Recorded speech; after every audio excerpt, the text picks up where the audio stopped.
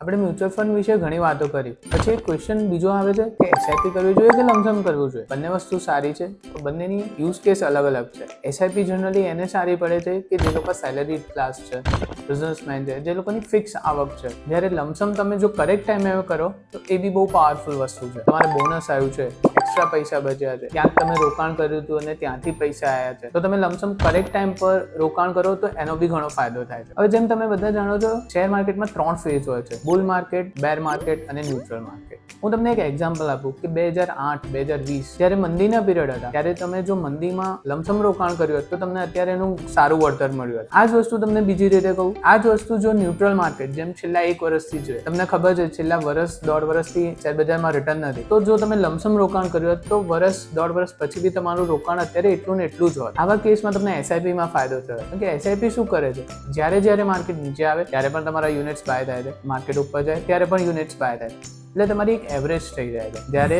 બજાર નીચે હોય ત્યારે તમને વધારે યુનિટ્સ મળે છે, અને જ્યારે બજાર ઉપર જાય ત્યારે જે તમારી પાસે યુનિટ્સ પડેલા છે એની કિંમત વધી જાય, જેથી કરીને તમને બંનેનો ફાયદો મળે છે. આ બધી વસ્તુઓ નિર્ભર કરે છે કે તમારે એસઆઈપી કરવી જોઈએ કે લમસમ કરવું જોઈએ. તમે અમને જણાવો, અમારો કોન્ટેક્ટ કરો, અમે ચોક્કસથી તમને હેલ્પ કરશું કે તમારા ફાઇનાન્શિયલ પ્લાનિંગમાં તમારે એસઆઈપી કરવી જોઈએ કે લમસમ કરવું જોઈએ. કમેન્ટ્સમાં અમને જણાવો કે અત્યારે તમે શું કરી રહ્યા છો.